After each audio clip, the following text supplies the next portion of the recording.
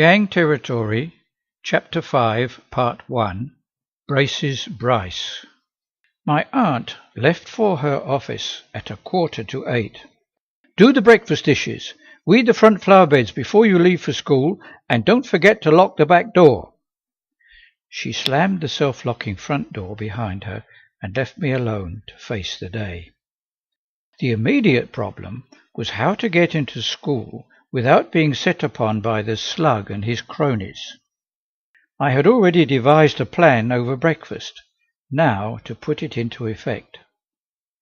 I hurriedly washed up the dishes, then dashed into the shed at the bottom of the garden to fetch the hoe and a bucket. I rapidly pulled out the biggest weeds from the 2 front garden flower beds, chucked them into the bucket, hoed quickly around the flowers, tipped the weeds from the bucket onto the compost heap, stowed the hoe and the bucket, and went back into the house. 10 minutes, all in all. I spent a couple of minutes searching my aunt's bookcase for something interesting to read.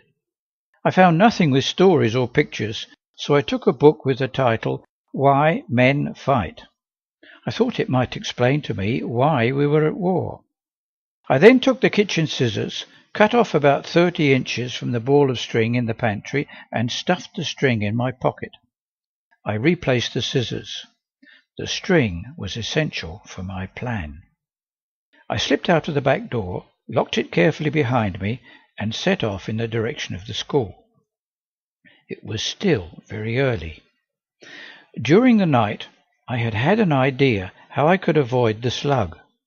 With a bit of luck, I could arrive before any of the others, and, I hoped, before the slug and his escort. I trotted briskly along Lyons Avenue and down Layers Lane, pleased that my ribs hurt much less this morning than the day before.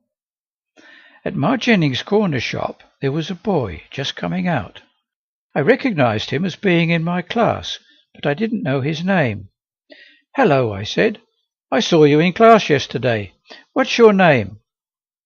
To my surprise, he drew back into the shop doorway, glancing left and right in a scared sort of way, before replying, "I'm Stan Bryce. I seed you too yesterday, but I didn't know you lived up there." "In Lyons Avenue," I replied. "Are you going to school?"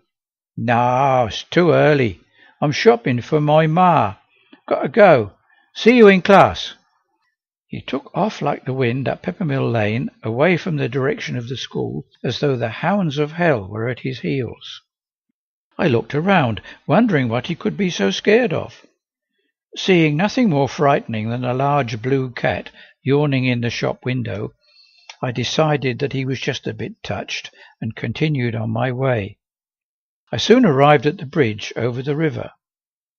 Although everyone referred to it as the bridge, it was in fact 2 bridges. The original stone and brick bridge had been carried away some years earlier by a flood. The former abutments now led up to a high, narrow, temporary footbridge, barely wide enough for 2 people abreast. Motor vehicles, of which there were very few, crossed the river by an equally temporary military bridge, a few feet to one side of the footbridge. It was just wide enough for 1 vehicle. If 2 vehicles happened to meet in the middle of the bridge, a very rare occurrence indeed, one of them had to back up to allow the other to cross. This metal triangulated structure was sometimes known as the Bailey Bridge. A notice at each end warned in large red letters, "Forbidden to foot passengers. All pedestrians must cross by the footbridge."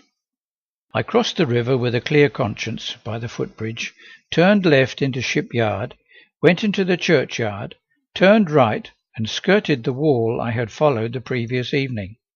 I went almost up to the little gate into the schoolyard, where I stopped and looked around for a comfortable spot to install myself with my book until the bell rang. I settled myself in the morning sun, my back against an almost illegible ancient gravestone. From here I could easily have tossed a full milk bottle over the roof of the school's coke shed into the service area.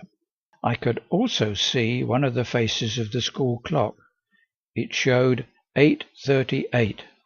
That gave me about 20 minutes reading before the bell. I opened my book and began to read. A lot of the pages were uncut, and so I guessed my aunt had not yet read it. The noise from the schoolyard increased with the arrival of pupils. At intervals, I glanced at the school clock. At 3 minutes to 9, I shut my book and prepared myself for a dash into the yard. It seemed a long 3 minutes, but finally the bell rang. I went quickly through the gate into the schoolyard. I attempted to disguise by which route I had arrived by strolling nonchalantly on a zigzag track through the thickest groups of children. The bell stopped, the whistle blew once, and we all froze. It blew again, and we ran to form our 6 lines. I made it to my line without incident. My stratagem had worked.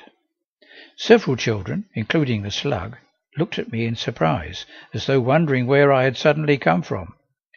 I hoped they wouldn't find out, as I intended to use the same method again.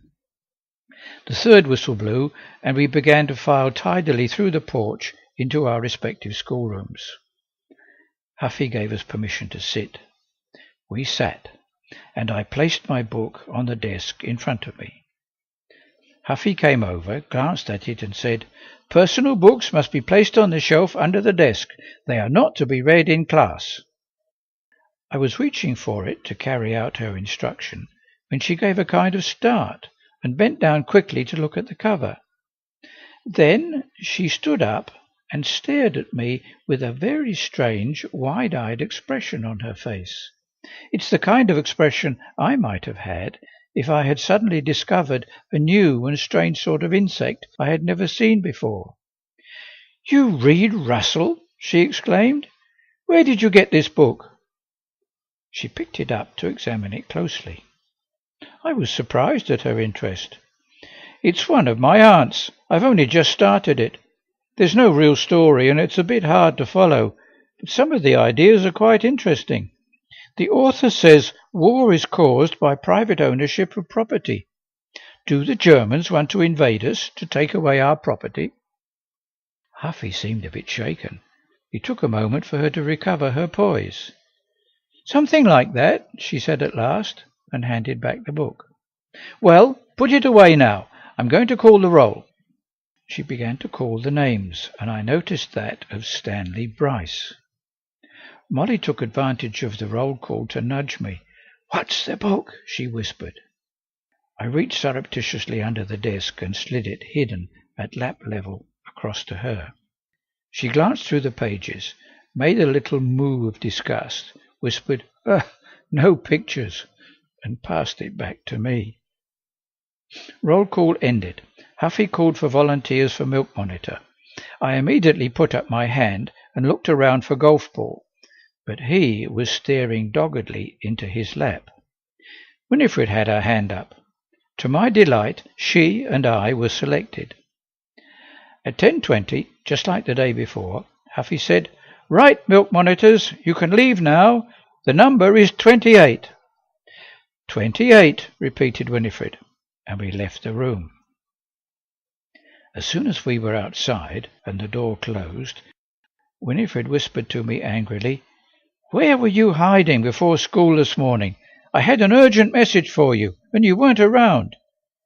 "Sorry, Winifred," I murmured contritely as we went towards the service door. "I got into the yard just in time." "Huh," she replied grumpily. "Just like a boy. Can't you get up a bit earlier?" I didn't try to justify myself. It hardly ever works. I simply asked as we got into the service area, "What's the urgent message?" "I'll tell you after we've got the milk." "How many?" asked the duty teacher. 26, I said confidently. "No, it's 28, said Winifred. 26, I said, giving her a nudge and trying to catch her eye. "Miss Ufford said 28, insisted Winifred. "I'm sure of it."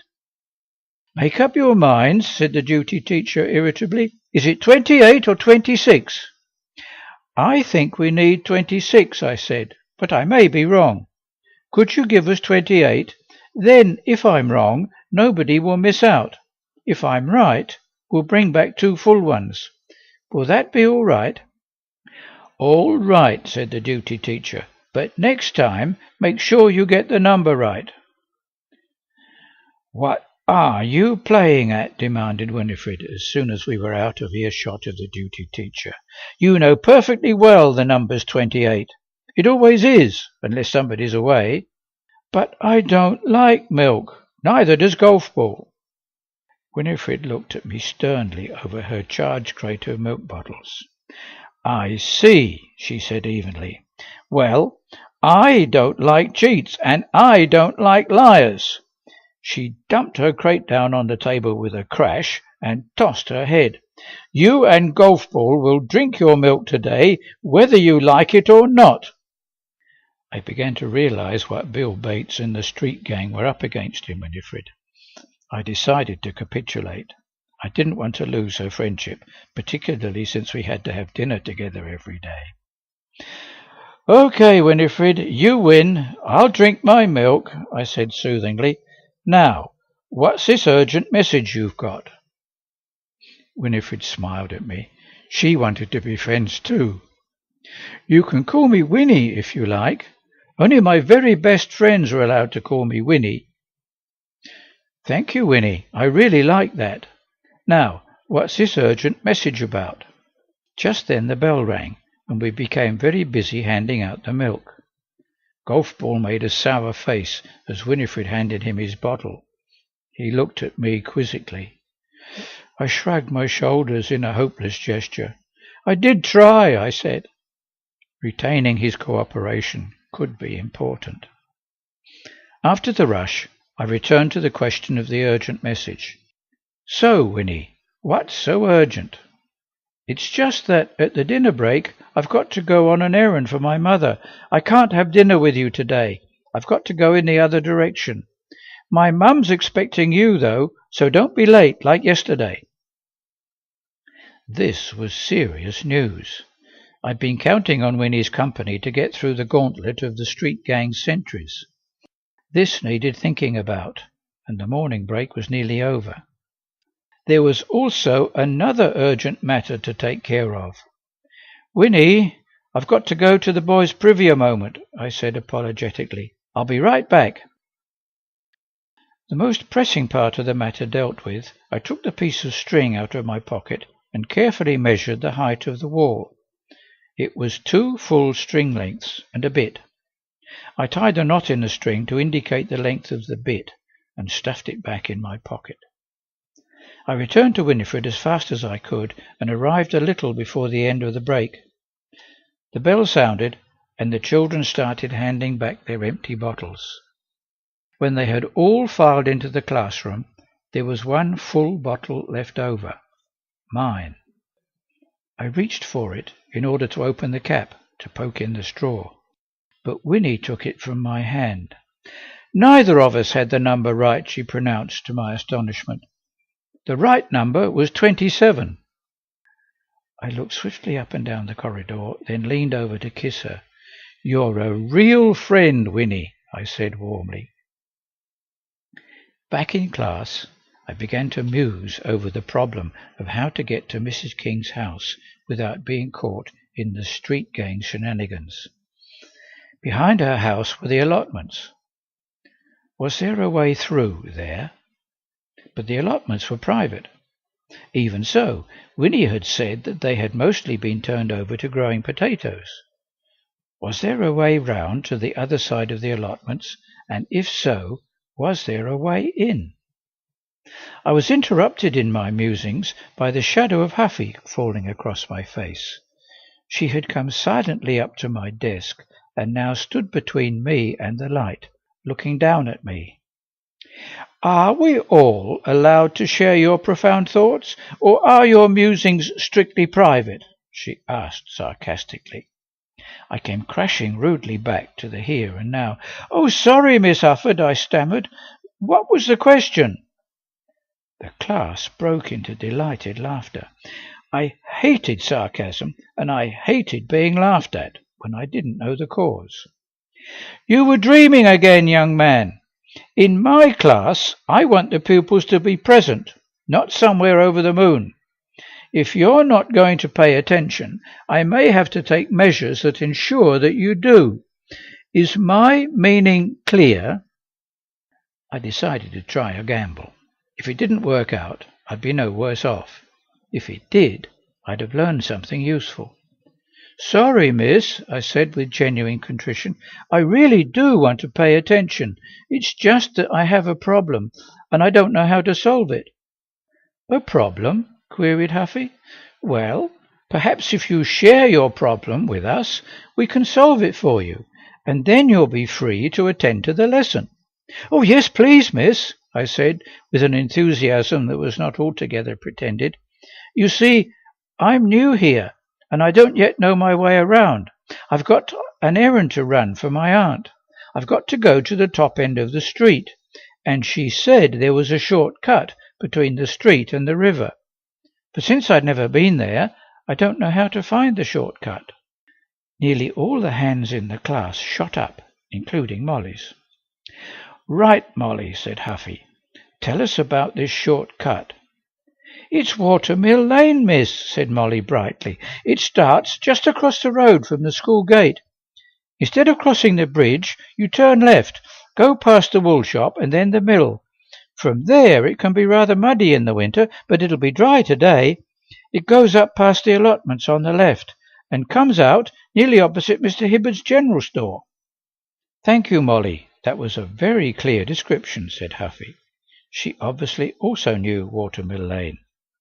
"Does that resolve your problem?" asked Huffy, looking down at me over her spectacles. "Oh, yes, miss. Thank you, miss. My problem is completely resolved." And it was, or so I thought. "Then please pay attention from now on. Now, where was I?